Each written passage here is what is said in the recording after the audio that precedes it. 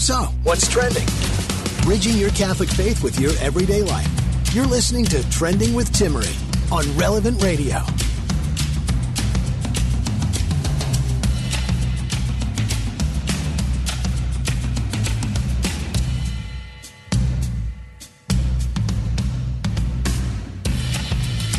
Welcome to Trending with Timmery. It's great to be with you. And boy, do we have some pretty heavy topics to discuss today surrounding breaking news in the state of California surrounding pedophilia. Can you believe this? That a transgender ideology would come before keeping children safe. Before we get to that, and my guest later today, who will be Grace Williams from Children of the Immaculate Heart, who founded this organization to help adult women who were being sex trafficked to leave the sex trafficking rings they were exposed to and to heal. And now they've expanded to also help teen girls. Yet the state of California has intervened, putting transgender politics and abortion above helping girls out of sex slavery. We'll talk about that in a little bit.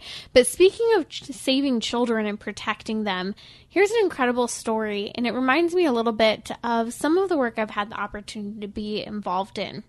There's a story that came out last week about a nun in Poland.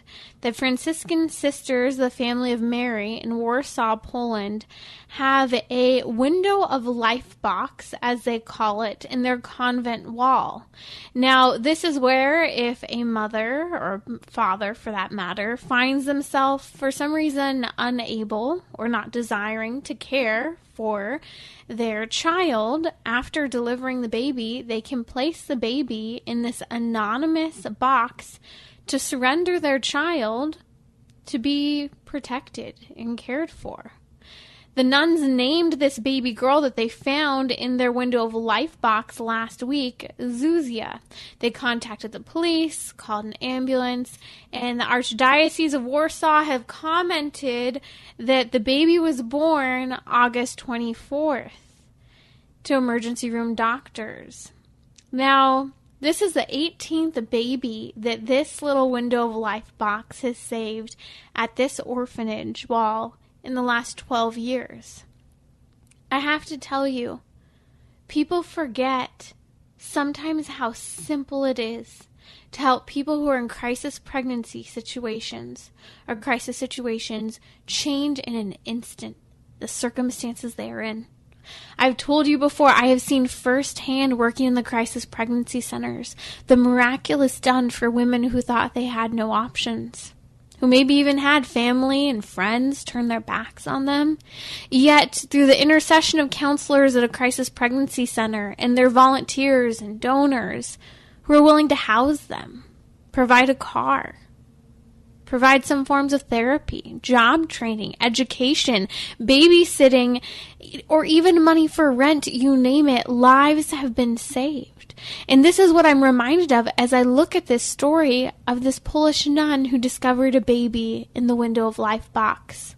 Did you know that even in most states here in the United States, if not all of them, you can actually safely surrender a child, a newborn child, to police officers, law enforcement, firefighters. In fact, just around the corner from my home, there is a fire station, and they have a sweet little sign of a baby. And there you can also anonymously, no questions asked, surrender your child to that fire station. As I was thinking about this story of the Polish nun who discovered this little bundle of joy in this window of life box, and each time I pass by that fire station here in California, I'm reminded that sometimes all it takes is a handful of people speaking up to make a difference. Now, I want to share with you some stories about my own experience working within the political lobbying sphere and having difficult conversations at times about laws that can protect life. In fact, it was here in the state of California some years ago, we were looking at expanding our safe surrender laws to about 72 hours, because depending on the state where you live, you might be limited to 24 hours, 48 hours, or in the case of California, 72 hours. And I remember having the opportunity, because I was there working as an advocate on a number of bills that the Catholic Church here in California had taken a position on.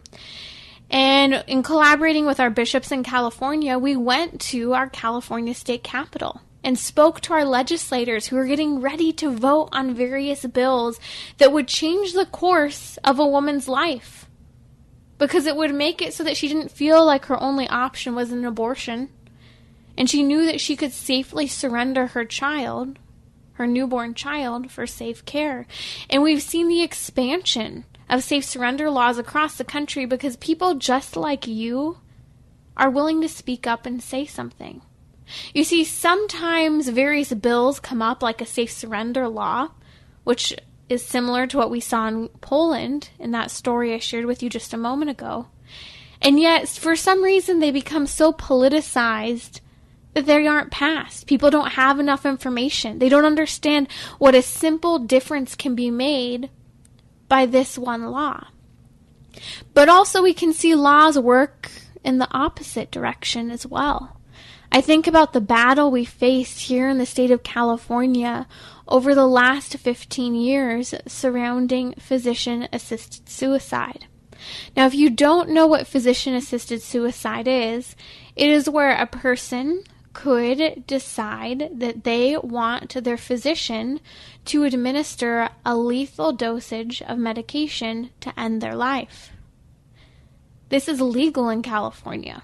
You also hear words about euthanasia. That would be where a doctor and perhaps even a family member chooses on their own terms, without the patient's consent, to end the patient's life. But physician-assisted suicide is where the patient and the doctor cooperate to end life. Now, here in the state of California, up until just a couple of years ago, physician-assisted suicide was not legal, even though some physicians were still willing to do so. And I can tell you, even within my own family, when it wasn't legal, we saw this happen with some of our extended family members. It's very difficult. It makes you remember, when we're talking about wills and end-of-life directives, that you really do have clear guidelines for your wishes and a clear advocate who honors and respects end-of-life decisions and your faith.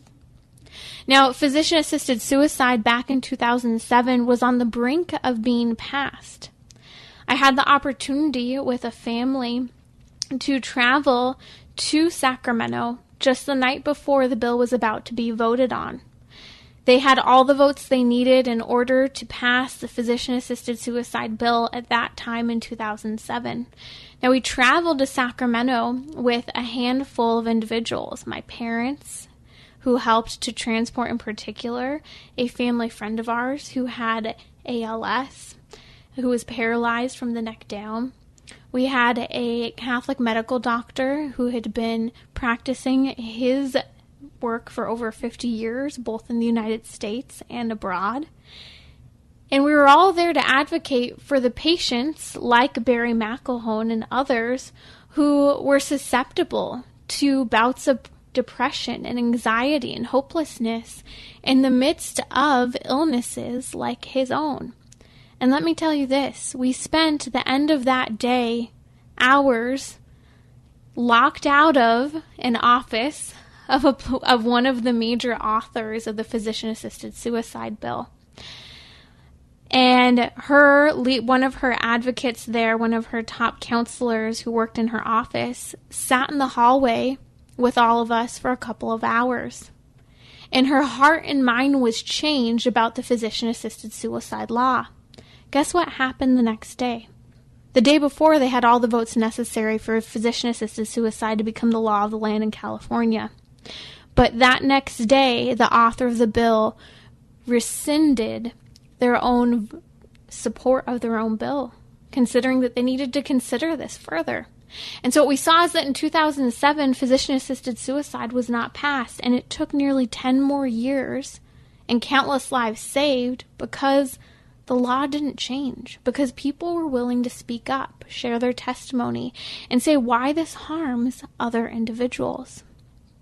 one other story I want to share with you, because I want you to understand your voice matters. And that's part of the reason why we have so many of the topics that we cover here on Trending with Timmery, because we're finding ourselves in the midst of trending conversations that tackle really difficult topics, that make us feel uncomfortable along with others, yet there's a cultural narrative that's being told that confuses and muddies the water to make people think they're being helpful when they're really not.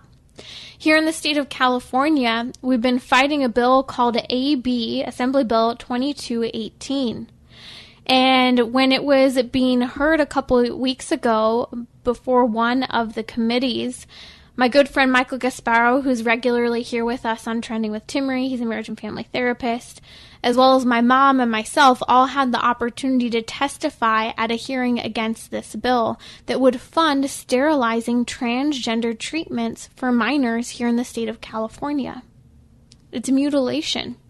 And it's using government funding to push forward a radical transgender ideology, an agenda that ultimately is playing a science experiment on the backs of children, on the bodies of children. Now, I use these examples because, unfortunately, the California Assembly Bill 2218 was passed to fund sterilizing transgender treatments for minors and adults. It's sitting on Governor Newsom's desk along with some other incredibly shocking bills that we'll talk about later on. But we can advocate, begging our governors and lawmakers to make the right decisions in these circumstances. And lives can be saved, just like we talked about with these safe surrender laws. The Window of Life box, where a Polish nun just last week discovered a baby in the window there at the convent, who otherwise could have been aborted in a place like the United States, where we too have our safe surrender boxes. You're listening to Trending with Timmery. It's great to be with you. My guest today is Grace Williams. Now, Grace Williams and I actually go back to attending classes in college, sitting next to each other in philosophy and theology classes. And little did I know that she would go on to found an organization that would help save women who had been sex trafficked, who were in the clutches of such a dark and continuously growing industry. Here in California, particularly in the area of San Diego, where it is particularly bad.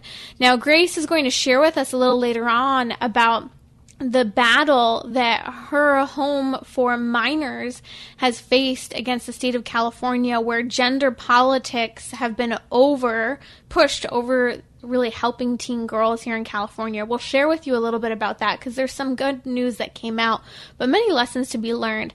But Grace Williams, again, she's the founder of the Children of the Immaculate Heart. And I would love to hear more, Grace, about your effective adult program that you've been running for a number of years now to help women who have been taken into sex trafficking rings here in California. Welcome to the show.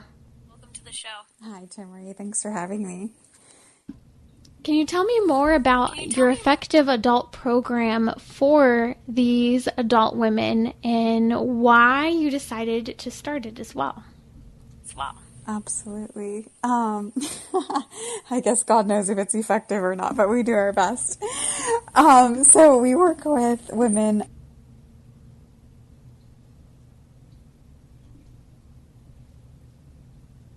Oh, I think we lost Grace here from her connection. We will get her back in just a moment.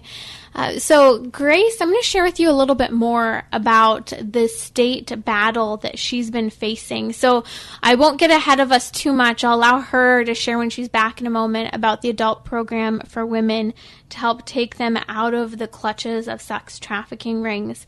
But here in the state of California, I'm shocked by what they've faced. You see, yet again, we're seeing gender ideology politics being above helping teens and minors in this case. So what happened here in the state of California is last year they were applying for licensing so that they could open a home for minors, teen girls, who needed proper care after having escaped from sex slavery. Now, what happened is the state of California decided they wanted to promote an LGBTQ and pro-abortion agenda over helping teen girls escape sex slavery.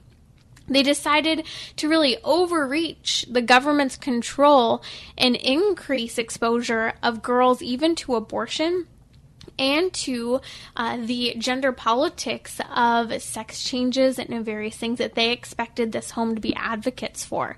And so we're going to talk more about that in just a little bit. But it's fascinating to see what's happening in California.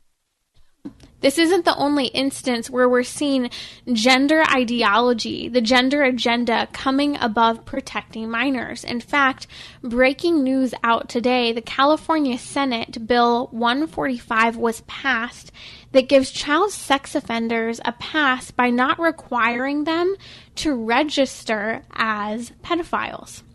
So they could be in your neighborhood and no big deal. You want to know why sex offenders aren't required to register here in the state of California now with this law if it's signed by our governor, Governor Newsom? Because people believe that this was discrimination against the LGBTQ movement, individuals in California, for them to have to register as a sex offender. You see, this would make individuals no longer have to register as a mandatory registration if the person who committed the offense against the child is more than 10 years older than the minor. In other words, if that person is 10 years older and say the child's 15 and the adult's 24 or 25, well, they don't have to register. Because here's the thing, we're seeing this trend that's very common where the LGBTQ movement and the same-sex community in general, it's a common theme for there to be this man-boy, quote-unquote, love that occurs. And I know this is shocking, but you see, this is covering up sexual abuse. But they're saying, well, as long as it's consensual, well, an individual, especially a minor, can be manipulated. And I have to tell you, it's quite shocking because the Catholic Church has justifiably so come under great scrutiny with regard to clerical sex abuse that is absolutely unacceptable. But this relates to the same topic because we know within the church's sexual abuse scandal that more than 4 out of 5 victims of sexual abuse within the church were teen boys. So they had gone through puberty, and this was a matter of having to do with the entire same-sex attraction and confused sexuality and exposure of young boys, teenage boys, to this man-boy love exposure that's so common in the gay community. And so why is it that a bill such as this would pass in the California State Senate to cover up the sexual abuse of predators? Just because it's quote-unquote consensual? It's unacceptable, and we have to stop playing politics for the sake of gender here in California. And so Grace is back with us. We're going to unpack a little later on the battle that they fought here in the state of California, but I want to unpack more of Children of the Immaculate Heart and the incredible work they're doing to save people who have escaped from sex trafficking. Grace, I know you're back with us. Can you share with us a little bit more about your home for adult women and why you decided to start this ministry? I'm so sorry. Actually, do you know where it cut out? Right away. As soon as you started speaking. I was like giving a long speech and I'm like, she's not saying anything. And I'm like, oh. It's okay. Go ahead and share. So our program for women over the age of 18 started back in early 2014, and we're just about to have our 7-year anniversary here this next month of our organization. But right now there's like 9 women, and they have about 17 kids in that program, and we provide like housing, case management, therapy, assistance with like maybe if they want to go to school with education or helping them find work. We have a couple client internships ourselves, giving them like basic like admin office kind of training and experience and, you know, a little money while they're at it. And that's the gist of that program. But I mean, our goal is really to give them a place where they belong. it's some like very basic psychological need. And one of the big challenges with people leaving, the life of sex trafficking is that's their whole world. Like their friends are there. Their families were not very good often, which is why they got to that place. It's not always the case, but generally speaking, we're talking about kids who were experienced like neglect and or abuse as a child. They don't have a support system, so we really want to be that support system for them, or help them find it. And then, of course, some really good trauma therapy, because sex trafficking is extremely traumatic. And it's complex trauma. It happens over and over every day. So it's a long road. Like we don't expect, we don't have a 6-month or 1 year or 2 year limit to our program. It's kind of just step down and help them along the way, because honestly, we have women who are in this life for 20 years. And before that wasn't too great either. So it's just like, you can't, I suppose maybe it's hard, for a lot of people to even imagine, myself included, like that much, like an entire lifetime of trauma and sexual abuse. I can imagine. It reminds me, Grace, in so many ways of the women we would see come in through the crisis pregnancy centers, who you made a comment earlier about how the biggest thing is this being a place where the victims of sex trafficking now belong, because not only were they exposed to harm in the sex trafficking, but also in the community that they grew up in. And I find even in the abortion issue, so often people are seeking abortion or seeking sex trafficking even because of the family of origin or the exposure of not belonging prior to that. And so can you share with us maybe even a story about how you've seen someone kind of start to come into themselves by understanding I belong here and I'm loved and I'm cherished, especially in the midst of a faith-based program like yours with Children of the Immaculate Heart? Yeah. Gosh, a story. Obviously, we keep our client info, generally confidential, but, broadly, I can say, I just think, I'm thinking of one woman in particular who's very dear to me. It's so hard, to cut off all those relationships, right? Which means you still have people who are pretty toxic in your life if you don't. People who are either doing drugs or who are still in that lifestyle, or, and the problem with all of that is that those people are usually pretty selfish, right? So you're actually not supported by them. You might not be lonely because you're hanging out with somebody, but you're totally being used, right? And it comes I love JP2 and his whole work in Love and Responsibility, where he talks about the antithesis of love when it comes to a person is actually use, right? And so these women are already coming out of life of being used sexually, giantly, and also and that's by the people who are buying them and by the people who are selling them. They're being used for money, and so you get out of that, and then their friends who are still maybe from those circles use them for other things, and it's the beautiful thing. I've had women say to me, I just never met anybody who didn't want something from me. Wow. Or even one of our clients, about one of the priests at my parish who she had met, he made dinner for all of us one night, and she's I've just never met a man who didn't want something from me, And so it just that's not really a one individual story, but it's something that's happened multiple times, or been told multiple times, of women just feeling actually they're being treated like a person. Right. It's them learning unconditional love instead of conditional love or disinterested love. Really? It's something people are so hungry for. We have just a few seconds here. I'm curious, briefly, if you could say in just a few words, what's the impact of contraception as a solution for helping women who have been forced into sex slavery? Yeah, not helpful.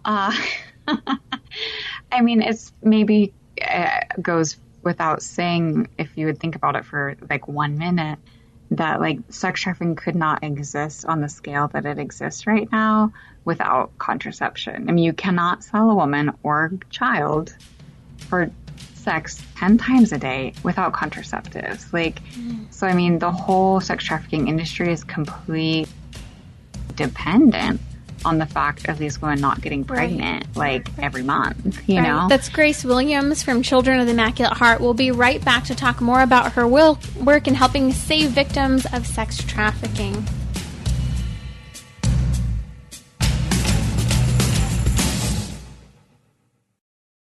Catholic professionals find purpose and take your career to the next level by experiencing Tepeyac Leadership Initiative. TLI is a 5-month experience, which you can access from anywhere in the U.S. Visit tliprogram.org to learn more. Turn your Catholic faith into the driving force in your career through professional development and spiritual growth. Go to tliprogram.org now. Be part of the next generation of Tepeyac leaders. tliprogram.org. Bridging your Catholic faith with your everyday life. You're listening to Trending with Timmery on Relevant Radio and the Relevant Radio app.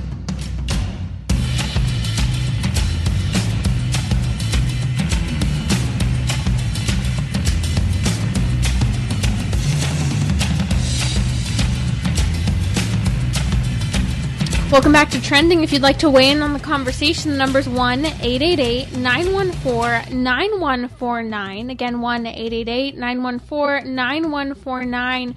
Perhaps you have a question about the impact of sex trafficking. You can go ahead and give us a call, or you can also head over to my Instagram story and leave a comment. I'm putting up a question box right now if you would like to ask your question live during the show. We can go ahead and read it if you don't feel like calling in the old-fashioned way. Joining me today is the founder of Children of the Immaculate Heart, an organization here in San Diego that is helping victims of sex trafficking escape and find healing and peace when perhaps they never felt like they belonged. Perhaps they never felt like someone loved them for them over what they can get from them. Now, it's fascinating. We were talking a little bit about the work they've been doing for some years now with adult women, adult victims of sex trafficking, but they decided to launch a program, specifically a home for minors, for teen girls. Now, as they were seeking to obtain licensing for this house and program, toward the end of 2019, Children of the Immaculate Heart ended up suing the state of California Department of Social Services in a case called Children of the Immaculate Heart versus Johnson. Now, the reason they sued them is because licensing officials made it clear they found offensive Children of the Immaculate Heart's Catholic identity and what they stood for. In fact, the state wanted to promote a pro-LGBTQ and pro-abortion agenda over helping teen girls escape from sex slavery. And just a warning, if they're little ears, this might be a conversation you might want to delay to listening to till later. You can always catch the podcast at relevantradio.com/trending at your will. Pause, play, and listen as you go. Now, here's what happened. The government was overreaching to control and increase exposure of girls to abortion and distorted understanding of safety for teens with regard to the LGBTQ agenda. So essentially, they wanted this new home for teen girls, for minors, to affirm a identity contrary to the sexual biological identity of an individual. They wanted the home to inject harmful cross-sex hormones to minors if they identified as the opposite sex, and even to drive minors for abortion, which goes directly against what this organization was started for. And so I think it's fascinating. I'm looking forward to hearing more of Grace's thoughts on this, but I believe that this was a punt from the state of California because they ended up settling with Children of the Immaculate Heart outside of court because I think the reason for this is most all of us on both, realms of the abortion issue, the LGBTQ agenda, can agree we're not a fan of sex trafficking. However, there starts to be a conversation about abortion, how various things are handled, and for some reason, they would rather children be involved in sex trafficking rather than helping them out if they don't have access to abortion. So I think that this California state ended up punting this case so that everyone could agree we want to fight sex trafficking, but we're not going to talk too publicly about the outcome of this case. So Grace, what can you share with us about the impact this has had on your home and helping teen girls? The impact. I mean, in the end, the impact is just that it delayed us a year. But, I mean, otherwise, it's somewhat, effectively minimal at this point, simply because we were granted a provisional license in June, met the state requirements. Like you mentioned, we were able to settle the case outside of court after going to mediation with the state back in March. The state had requested that, so we were able to, through that mediation process, come to a mutual agreement outside of court in a way that both respected our Catholic beliefs, because we are a protected class 2, and that, met the standards for licensing. So we're super grateful to the, Freedom of Conscience Defense Fund for representing us free of charge for that. A giant blessing, and, really good men there, and women too, but attorneys work with. So, I mean, I guess, for us, in the end, it was actually simply an honor that God would entrust us with that and trust us to do the right thing and then still bring about a happy conclusion for those we serve. Right. Can you share with us a little more, Grace, about sex trafficking among minors in San Diego and what those numbers kind of look like locally? Because I know we're a hotbed of sex trafficking and in the United States. Yeah, absolutely. Yeah, I mean, the FBI has rated San Diego as the 9th worst city for child sex trafficking in the United States. But in general, there's about 4,000 to 8,000 victims of sex trafficking here in San Diego, which that comes from a joint study that the National Institute of Justice, as part of the DOJ that funds research, paid for, that Point Loma Nazarene University and the University of San Diego conducted a few years back. So the average age of entry into sex trafficking, according to that study, is 16 years of age. So obviously there are girls and boys younger than that, and of course older. But I mean, the point is most people get into this life as teenagers, unfortunately. I mean, your average trafficker controls 4 to 5 victims on average and is making hundreds and hundreds of thousands of dollars a year. Right. What do you think the risk factors are that put youth, especially young girls, in the crosshairs of sex traffickers? No, this is so good and really good for our listeners too, for the families and stuff out there. The number one risk factor in the LA court system, this was another study that was done up there, the number one risk factor was actually child neglect. Wow. Like, obviously, child abuse and, like, physical and sexual abuse are second place. But that neglect piece, I think, is so important and one that we could gloss over. But, I mean, the trauma, like, done to a child's brain when they're not able to attach properly, like, and that goes from, like, 0 to 3 months, 0 to 1 year old, 0 to 3 years old, like, and the whole way up, of course. But those early years are so integral. Like, if a child isn't properly attached to its parents, and then is neglected as time goes on, like, that leaves a giant vacuum in that kid. Like, that is a child who needs to be loved, who isn't getting it, and who's going to look for it somewhere else. Because, I mean, right, like, action, follows being, right? Like, so we are human beings, like human persons who are created to know and to love. And if we aren't known and we aren't loved, we're going to look for that. Like, it's our natural drive within us to fulfill our end.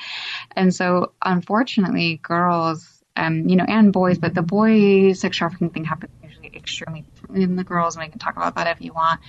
But, like, with girls, I mean, an older boyfriend who comes along, or somebody the same age that they grew up in the hood, but that boy jumped into the gang when he was 7, and now he's 14, and he's been groomed years to be a pimp. Like, when he's her boyfriend, like, she belongs somewhere. Someone's paying attention to her. Someone loves her, even though like there's so much messed up. Right. So when she's getting attention from someone who's a little older, who could possibly pull her into this, or even just love her to begin with, she suddenly feels like she has an identity after years of neglect. Absolutely. And in some level, usually that first girl who's recruited, like it really actually is her boyfriend. I mean, there's problems, you know, but I mean, there is like an actual relationship there that of course gets exploited, but like, that's how she sees him, you know, and it's important in our work not to undermine that, like at the same time as taking him down a path to realize like what he's done, because it's one more person that was supposed to protect her and that betrayed her, right? But yeah, like this is their like family. You know, I mean, gangs use all familial language. Like, you know, I mean, the trafficker is usually called daddy. And, you know, there's all of these, like, things that replace the family when the family isn't there. And then when the family fails and what it's supposed to do, which is, you know, it's like to love, rear, and educate children. So that's my little, like, commercial for families out there. Like, love your kids. Like, be present for your kids and work to be able to do that if you aren't able to at this time. That's the biggest thing you can do to protect your kids. I mean, people often think trafficking happens because of like abductions and stuff like that, which like, it happens, but it's quite rare. I mean, traffickers want a willing victim, and there's unfortunately plenty of, you know, willing in the sense of like they're not going to fight back, right? Like, there's plenty of girls out there who won't fight back because they don't have the interior resiliency to do so. So a trafficker's not going to take some girl that's going to turn him into the police and, you know, go back home and stuff because he can get somebody who's going to walk out the door with him, you know, so to speak. So, yeah, the biggest thing you can do to protect your kids is that building that interior resiliency through letting them know who they are and that they're loved. So often we hear from many of our therapists that affirmation is so important and that we have a whole generation, multiple generations who have been unaffirmed. And this goes back, and you mentioned this, to child development in those first few months.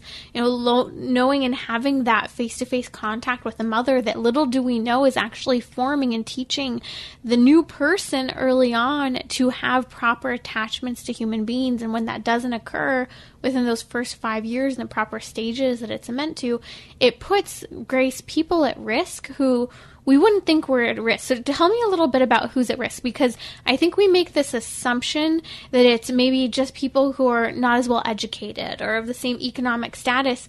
But as you said before, the number one reason has nothing to do with that. It has to do with just a lack of attachment. Yeah. I mean, it's definitely true. For example, that same study I was mentioning earlier, you know, they looked at 20 different high schools in the San Diego region and found reported and suspected cases at all 20 schools. And that's in La Jolla and Spring Valley and everywhere else, you know, so. And those are some nice areas. Yeah, it's not unique to any particular place, you know. I mean, of course, there's more in big cities than small towns and et cetera. You know, there's more people, blah, blah, blah. But yeah, I mean, those risk factors, I think, is really what we covered. I mean, of course, like poverty can be a disposing factor. I mean, a woman, for example, with a child, might be more vulnerable if she doesn't have a home and, you know, and a support system and everything else. But generally speaking, it's really those traumas. Like, it's usually a history of trauma that then this giant trauma gets dropped on top of. I'm sorry, what was the second part of your question? Oh, let's move on. I do want to have one more question for you before we have to close here. How does Children of the Immaculate Heart plan to help heal the physical and emotional trauma of both the sex trafficking industry and the early sexual exposure that these teenagers are facing with your new home? Yeah. I mean, our focus is on like kind of go deep with a few people rather than like wide. You can't help everybody. So this home is, but you can help a few people really well. It's like Mother Teresa, just the one person in front of you. That's where you do it. So this home is for 6 teenage girls coming from child welfare and probation. And we offer residential, educational, and therapeutic services in-house. So we have a trauma specialist therapist on site every weekday afternoon who will do individual, group, and family therapy. And the whole home is built, like the residential part of the program is designed as like a therapeutic milieu. So the entire, all the services they're getting are delivered by staff that have just gone through like 4 weeks of training to provide like really trauma-informed care in the really like loving and small environment. So it kind of it is an environment where other girls can be known and can be loved. They're not just one of the number. It's, this is their home. And we have education on site as well, because a lot of these girls have not been attending school regularly, have dropped out. Maybe they're there, but trauma like affects the physical brain, which means the learning curve kind of goes down, the ability to focus on abstract material. So our goal is to catch them up to grade level while they're here with a 3-to-1 teacher-student ratio. And we have a chapel in our home. All of our like religious activities are optional for the girls. God leaves us free, so we leave everyone else free too. But we're here, to invite and to hands feed Christ. Like He came to them. Oh, I think we just lost Grace. There we go. We can hear you again. Oh, okay. Sorry, we lost you for just a moment. But just the intercession of having that chapel present and having the faith component, if you could just say in a sentence or two kind of what the impact is of them being exposed to faith when they may not have been exposed before. Yeah, you know what? It's not funny, but the funny thing is that I've never met a survivor of trafficking who doesn't believe God. I think it's one of these things where you can't like live and experience so much evil without believing in good and evil. And of course, they're all at different places in their faith and have different backgrounds, but they all tend to be like believers. One of our clients, for example, in this whole situation with the state was boiling up, and I told her about it, and she's like, "What do these people think? These people think you could do this without God?" Just like so simple in their faith, as we all should be, right? But we've taken our name as Children of the Immaculate Heart because we, as the staff, are and strive to live in accordance with the fact that we are children of Our Lady. And that's how we see all those we serve. These are her girls. These are the girls of her heart, that she wants to love as a mother, as the mother that they never had, the mother who didn't maybe fulfill that love that they needed. Like she's there to supply, and God the Father will supply everything that they did not have as children, or that maybe they had and then was lost through this trafficking situation. We know by faith that God would never allow evil if He couldn't bring a greater good out of it, and that's our kind of just the whole vision behind it. This is a work of redemption, where He will bring greater good out of their lives than He could have if it had been some other way. It's the whole Felix Culpa, that we sing at the Easter Vigil. Right. That's Grace Williams of Children of the Immaculate Heart. You can learn more about their work at childrenoftheimmaculateheart.org. We'll also post links on social media as well. Thank you so much for joining us, Grace. We will be right back here on Trending with Timmerie to talk about what happens when you change the narrative and expose young people to chastity in a different way of life that is life-affirming of their body and soul. We'll be right back. So, what's trending? Bridging your Catholic faith with your everyday life. You're listening to Trending with Timmerie on Relevant Radio and the Relevant Radio app.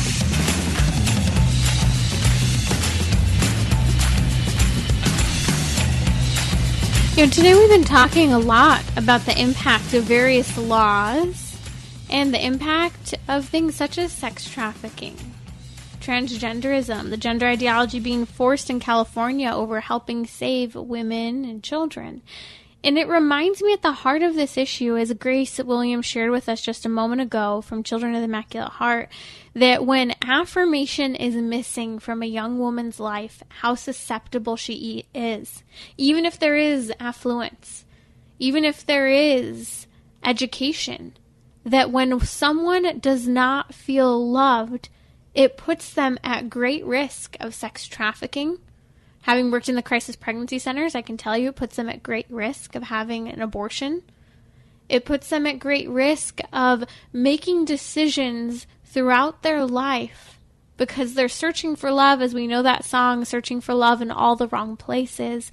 And that, unfortunately, is the heartbeat that we hear in our culture today.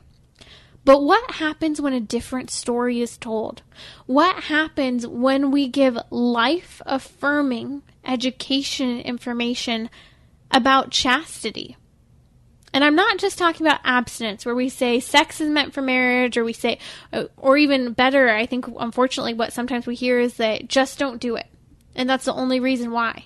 Rather than understanding that chastity is a virtue, that you are created to be faithful to your vocation. And whether you're single, you're married, you're religious, there's a beauty in understanding that each of us have these sexual longings that are a part of who we are. But even deeper, it has to do with this connectedness to another human being. This affirmation and love, we're seeking that unconditional love of the Father.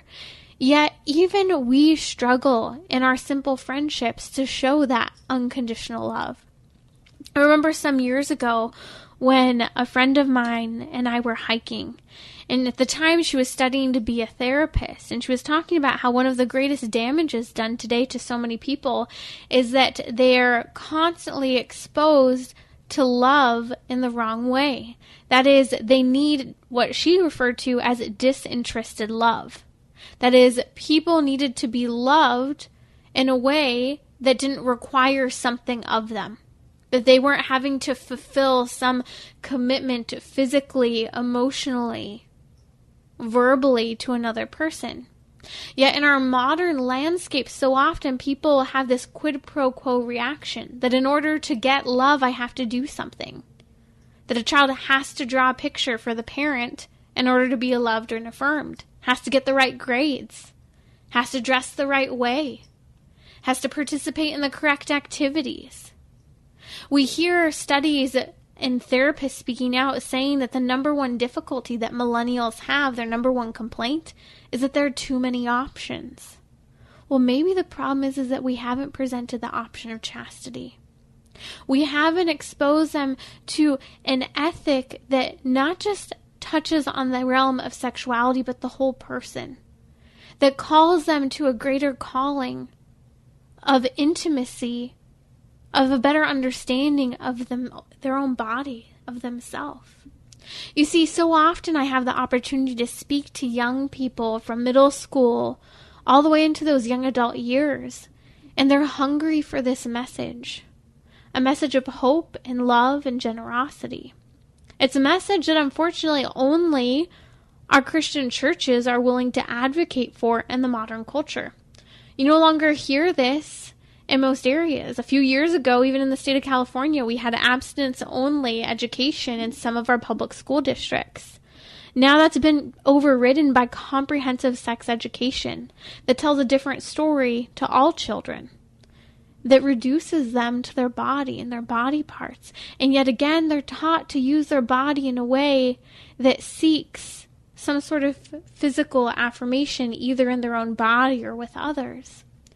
And so my challenge to you as we've covered these topics from today is to not be afraid to talk about sexual integrity, to talk about the impact that a lack of affirmation, wholesome relationships has on an individual. And so my heart really goes out to you if you are in the midst of maybe a friendship or a relationship where people just don't quite get why chastity matters. Ask us your questions. Let us know here on Trending how we can help you better respond to the crisis of sexuality in our culture and bring about a greater narrative that talks about sexual integrity, waiting till marriage and helping young men and women to understand how unique and special they are without having to get their feet muddied by all the things they're exposed to.